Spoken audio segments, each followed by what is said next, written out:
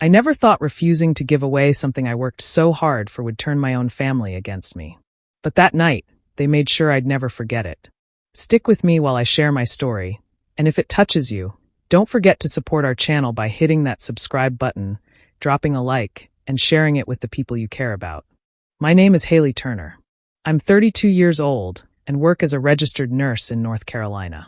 For years, I lived on a tight budget, working double shifts, taking on extra patients, and saving every dollar I could. I didn't come from money. My parents always struggled, and growing up, I learned early that if I wanted something, I had to earn it myself. So when I finally bought my $300,000 apartment, it wasn't just a home. It was proof that all those sleepless nights had meant something. My family never celebrated it the way I hoped they would. My mom, Martha, and dad, Rick, barely said congratulations. They said things like, "You got lucky with the market," or "It's good you don't have kids, otherwise you'd never afford it." It stung, but I let it go. I knew how they were, always finding ways to make me feel like I didn't deserve my own success. The one they always treated like gold was my younger brother, Evan. He was charming, careless, and constantly in trouble. He had gone through 3 jobs in 2 years, bought a car he couldn't afford, and gambled whenever he could. Every time he messed up, my parents swooped in to fix it. They'd drain their savings, take out small loans, or even borrow from relatives. Anything to keep Evan comfortable. Then last year, Evan lost his house. He'd missed too many payments, and the bank finally took it. He called me crying, saying he didn't know what to do.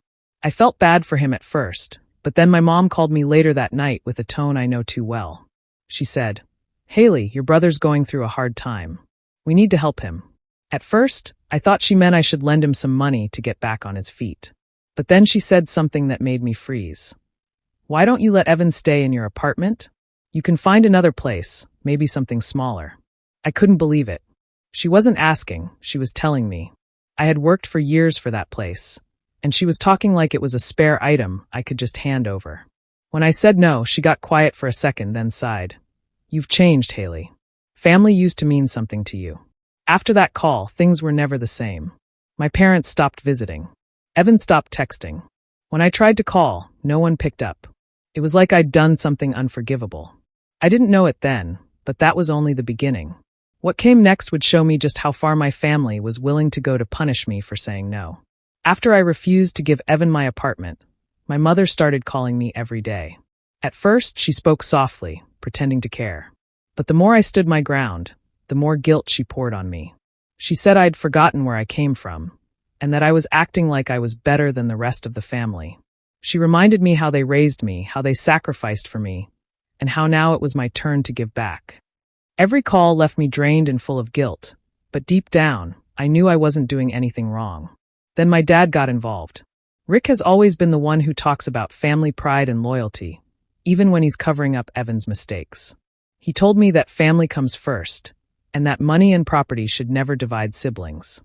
I told him I agreed with that, but it didn't mean I had to give away my home. He didn't listen. He said Evan was struggling, and that real family helps without question.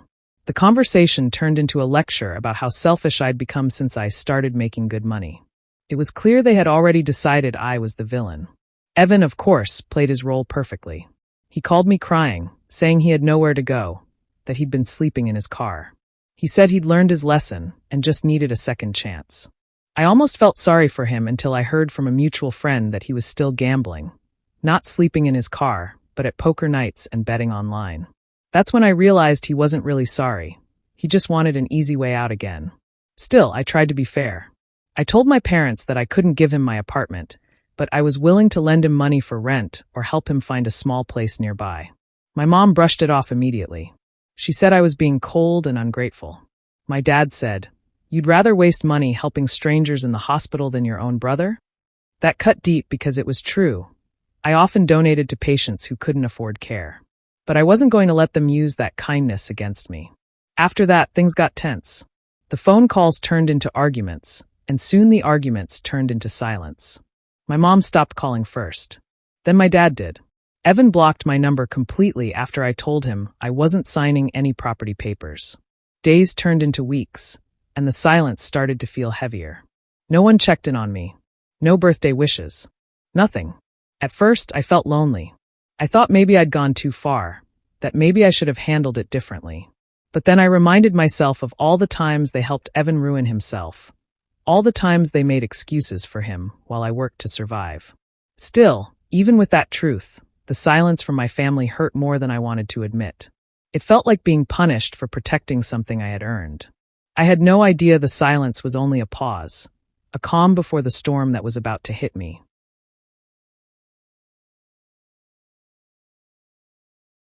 A few weeks after the silence, my phone rang one afternoon while I was folding laundry. It was my mom. Seeing her name on the screen made my chest tighten. For a moment, I thought about ignoring it, but curiosity got the better of me.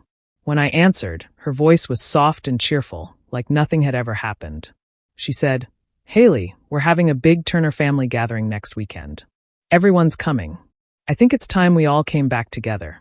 Her tone was overly sweet, almost rehearsed. Still, a part of me wanted to believe her.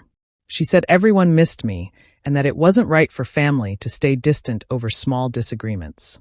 I didn't say yes right away. I told her I wasn't sure, that things still felt tense.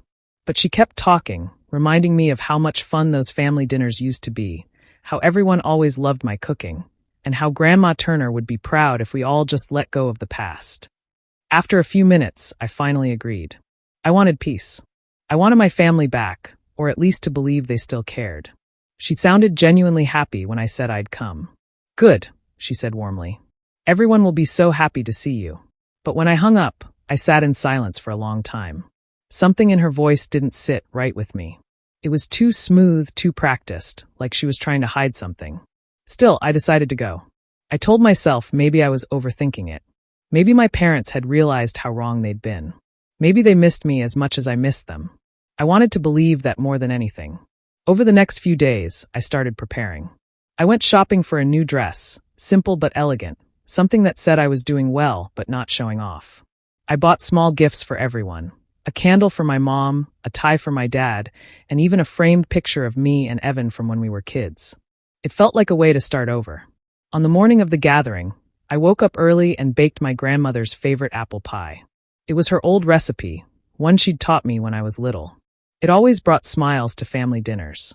I thought maybe if I brought it, it would show that I wanted peace, that I was willing to let go. As I packed the pie and wrapped the gifts, my stomach twisted a little. That uneasy feeling returned, stronger this time. I brushed it off, telling myself it was just nerves. After all, it had been months since I'd seen any of them. Families fight and make up all the time, right? But deep down, a small voice whispered that this wasn't going to be the warm reunion my mother promised. I ignored it and drove off anyway, hoping for forgiveness but unknowingly heading straight into another kind of pain. When I arrived at the gathering, everything seemed normal. The house was filled with the smell of roasted food and laughter. My cousins greeted me warmly, and my aunts acted like they hadn't been ignoring me for months. My mom hugged me tightly, saying, "I'm so glad you came, sweetheart." For the first time in a long while, I felt a bit of hope. Maybe this really was a new beginning. Dinner was set beautifully. Candles on the table, my grandmother's china, and soft music playing in the background. My mom was cheerful, talking about family memories, and even my dad cracked a few jokes. Evan was quieter than usual, sitting across from me, not making much eye contact. I thought maybe he was embarrassed about everything that had happened. I told myself it was a good sign. As the night went on, I started to relax. We shared stories from childhood, and everyone laughed when my uncle brought up the time Evan accidentally set the toaster on fire as a kid. For a brief moment, it felt like the old days, before the money, before the tension, before the silence. I even began to think maybe I had been wrong about them holding grudges. Then, just as dessert was being served, my dad stood up with his glass raised. Everyone fell quiet. He smiled proudly and said, "Let's make a toast to family and to Haley, who's finally decided to do the right thing for her brother." The room went still. My smile froze. My stomach dropped as every head turned toward me. I looked around, confused, trying to understand what he meant. My mother reached into her purse, pulled out a few papers, and placed them in front of me. "Here it is, honey," she said softly, almost too sweetly. "We just need your signature." I looked down and saw the words property transfer agreement. My apartment address was printed neatly across the top. My hands began to shake. "What is this?" I asked, my voice trembling. My father chuckled like it was a silly question. You said you wanted to help your brother, he replied. I never said that, I managed to whisper. My mom's smile faded. Don't start this again, Haley. Everyone's here. Don't embarrass us. I could feel every pair of eyes on me. My uncle leaned toward another relative and whispered something that made them both shake their heads. My aunt muttered, She's really going to make a scene. I felt my face burn. I didn't agree to this, I said louder, but my voice cracked. Evan lowered his head, pretending to look ashamed. My mom sighed dramatically, saying, We raised you better than this. Family sacrifices for family. The room filled with murmurs, words like selfish, ungrateful, and cold. I wanted to stand up and leave, but my legs felt weak. My pie sat untouched on the table. The same pie I'd baked hoping to bring everyone together. In that moment, I realized this wasn't a dinner to heal old wounds. It was a setup, a public trap meant to break me into giving them what they wanted. And they were all in on it. The moment I said I wouldn't sign the papers, the whole table turned against me. My uncle leaned back in his chair and said loudly, You've forgotten your roots, Haley. You think you're better than everyone now because you've got a fancy apartment. My aunt added, You've changed. You used to be humble. Now you're too proud for your own family. Their words hit me like stones. I could feel my throat tighten, but I stayed quiet, trying to hold myself together.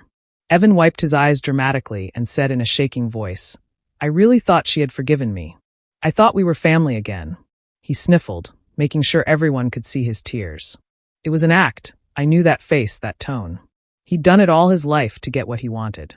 Still, people around the table nodded, pitying him. My cousins looked at me like I was heartless. I looked at my parents, hoping one of them would stop this, but they didn't. My dad just stared at his plate. My mom stood there with her arms crossed, disappointment written all over her face. That's when I understood it clearly. This wasn't a misunderstanding or a moment that got out of hand. It was a setup from the very beginning. They invited me there just to shame me into giving up my apartment. Every smile, every laugh, every kind word before dinner had been fake. My mother suddenly stood up and raised her voice so everyone could hear.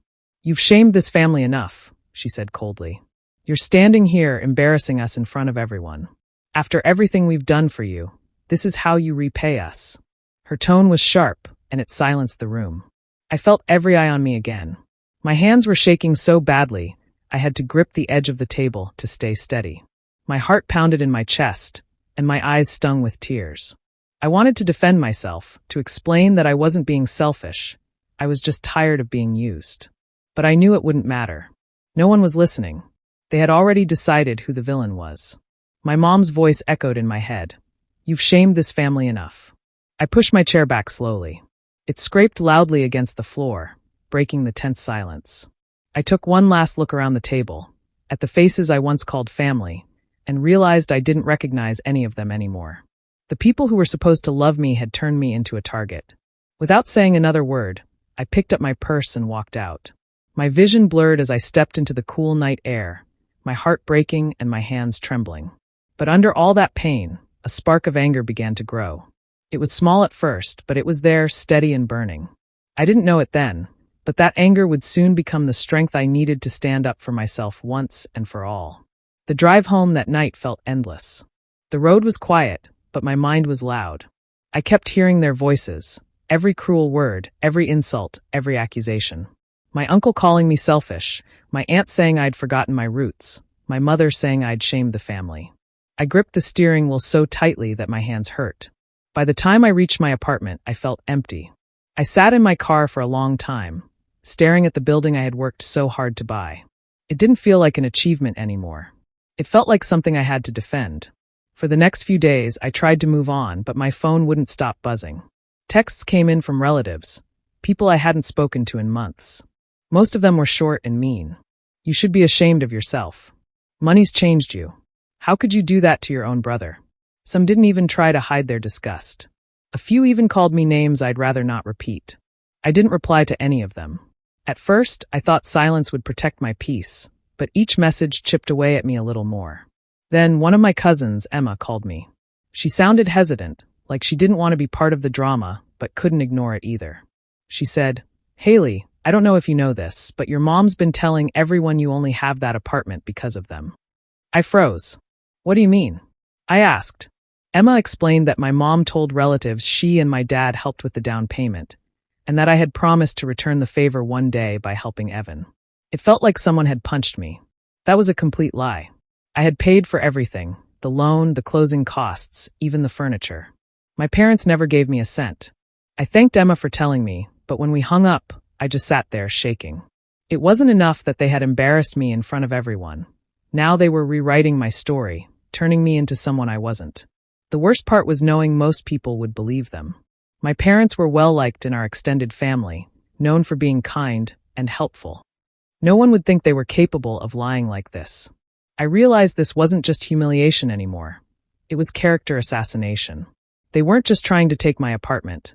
They were trying to destroy my reputation, to make everyone see me as the ungrateful daughter who turned her back on her family. That night, I sat on my couch, surrounded by silence, and felt something shift inside me. I had spent my whole life trying to earn their love, trying to prove I was a good daughter and sister. But no matter what I did, it was never enough. For the first time, I stopped feeling sad and started feeling angry. A deep, steady anger that burned away the guilt they had planted in me for years. That was the moment I decided I wasn't going to stay silent anymore. They had crossed a line, and this time, I was going to stand up for myself. I stopped reacting and started preparing. First, I gathered everything that proved the apartment was mine. I pulled bank statements, loan paperwork, closing documents, and every receipt for renovations and furniture. I saved old emails and texts that showed my conversations with lenders and contractors. I put them in a folder, both physical and digital, so nothing could be lost or altered. Having everything organized made me feel calmer and more in control. Next, I reached out to a lawyer I trusted from work, a friend who knew landlord and property law. We met for coffee, and I laid out the whole situation without any drama. She reviewed my documents and told me exactly what I needed to do to make the apartment untouchable. We filed a notice with the county to confirm ownership, and she helped draft a short legal letter that would go to anyone trying to claim the property. It wasn't about starting a fight. It was about closing every door they could use against me. I also went to a bank and asked about additional protections. I put a hold on certain account access and changed passwords. I asked the mortgage company to note my file with a contact who could only be reached by me. My lawyer recommended adding a small clause to my lease paperwork that clarified my rights if anyone tried to force a transfer.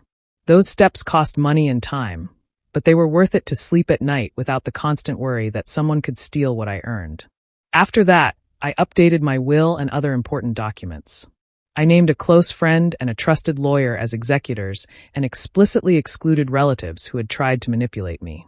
I made sure the language was clean and airtight. It felt strange and final to write their names out, but it was also a relief. I was no longer leaving things to chance. If anything happened to me, I wanted my assets to go where I intended, not to people who had shown they would betray me. I cleaned up my private life next. I left family chat groups, removed relatives as emergency contacts, and changed the way my address was listed in public records. I notified the building management to only release information if I approved it in writing. I stopped sharing my location with anyone in the family circle. It felt harsh, but boundaries are not cruelty, they are protection. Finally, I planned quietly. I didn't post about any of this, and I didn't advertise the changes I'd made. I prepared a final move that wouldn't be loud, but would be undeniable. I collected witness statements from a few people who could confirm conversations I'd had and saved copies of every text asking for money. I rehearsed what I would say if anyone tried to contact me about the apartment again. I wasn't looking to humiliate anyone. I wanted to show them that lying and trickery had consequences. Through all of it, I focused on small daily things that rebuilt my strength, going to work, exercising, and cooking meals I liked. The planning gave me power, and the power made the fear smaller. I was not the same person who had walked into that dinner.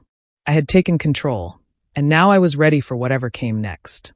A few weeks passed after I put all my legal protections in place, and life slowly started to feel normal again. Work kept me busy, and for the first time in months, I wasn't waking up with anxiety about what my family might do next. Then one morning, I got a call from an unknown number. I almost didn't answer, but curiosity made me swipe the screen. It was my dad. His voice sounded tense, nothing like his usual confident tone. He said, "Haley, it's about your brother." I stayed quiet, waiting. He explained that Evan had gotten himself into serious trouble. Apparently, the gambling hadn't stopped, it had gotten worse. He owed money to a private lender who was now suing him. The total was huge, and they couldn't cover it this time. My parents had already drained their savings and even sold some furniture to help him. But it wasn't enough. My dad said, if the court rules against him, he might lose everything. I felt a strange mix of anger and sadness. It wasn't surprising, but it still hurt to hear. I asked quietly, what do you want me to do? He hesitated, then said, we thought maybe you could lend him something. Just until we figure things out. You're doing well, and we're desperate. Before I could respond, my mom took the phone. Her voice was trembling, but not from regret, from panic. Haley, please. He's your brother. We can't watch him fall apart. You have more than enough. Just a little help. I closed my eyes for a moment. The same woman who had stood up in front of the whole family to call me selfish was now begging for my help. I took a deep breath and said calmly, I'm sorry. I can't risk supporting people who tried to ruin me. The line went silent for a few seconds. I could almost feel their shock through the phone.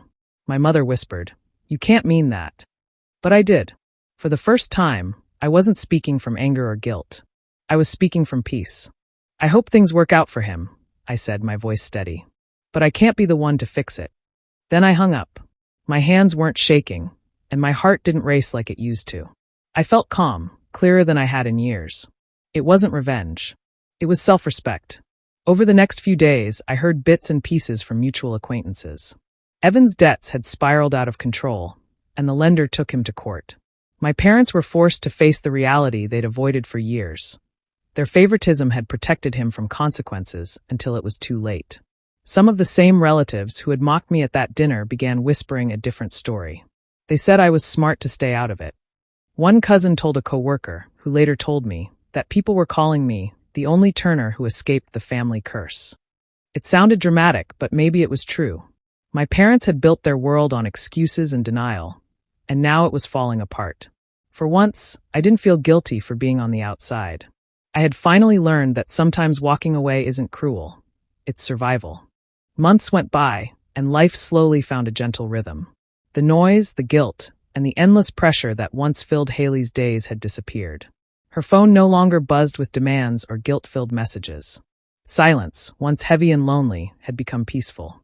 She woke up early, made her own coffee, and sat by her window watching the city come alive. A small moment that reminded her she was free.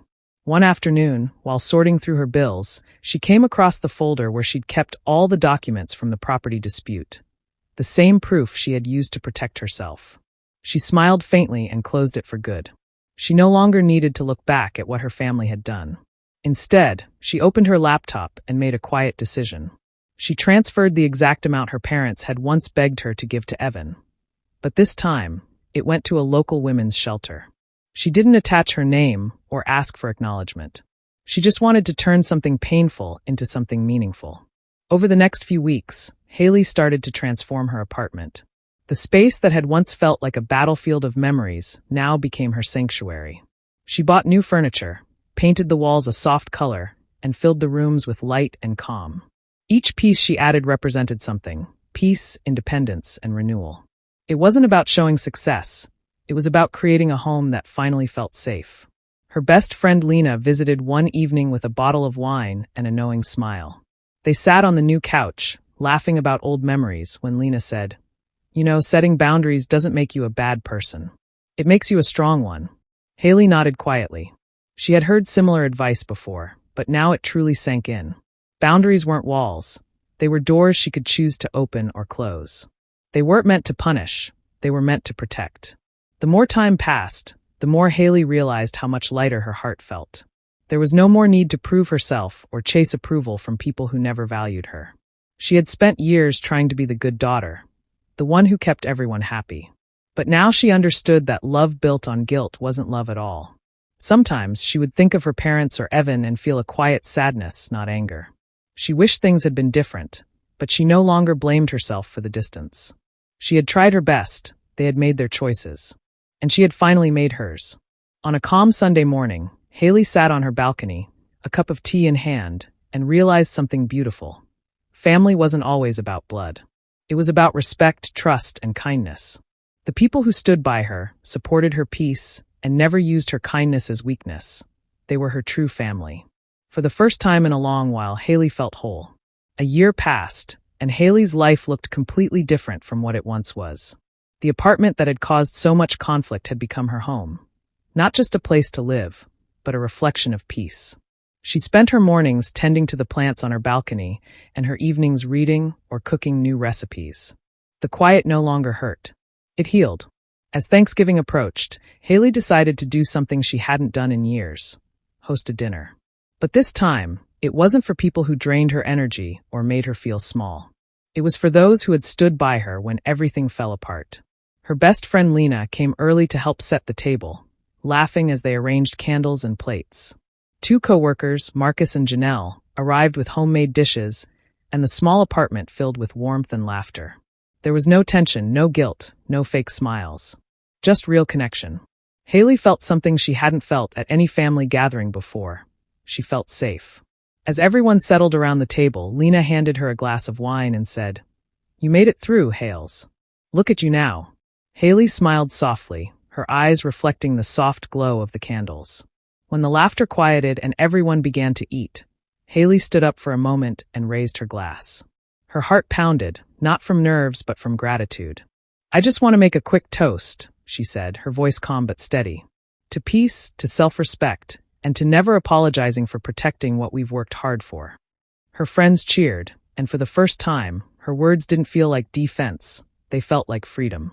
As the evening went on, they shared stories about life, dreams, and second chances. The sound of laughter filled the apartment, blending with the soft music playing in the background. For Haley, it was more than just a meal. It was a symbol of everything she had rebuilt. When everyone left and the apartment grew quiet again, Haley walked to her window and looked out at the city lights. The skyline shimmered in the distance, alive and full of promise. A year ago, she had driven home from that painful dinner in tears, feeling broken and betrayed. Now, she stood tall, knowing that peace had replaced pain. She didn't hate her family anymore. In fact, she no longer needed to. They had made their choices, and she had made hers. Holding on to anger would only give them power, and she had reclaimed every bit of it. The greatest revenge, she realized, wasn't to hurt them back. It was to live freely, to build a life that no one could take away. Haley closed the curtains, blew out the candles, and whispered softly to herself, "I'm finally home." And with that, she smiled, because for the first time, she truly was.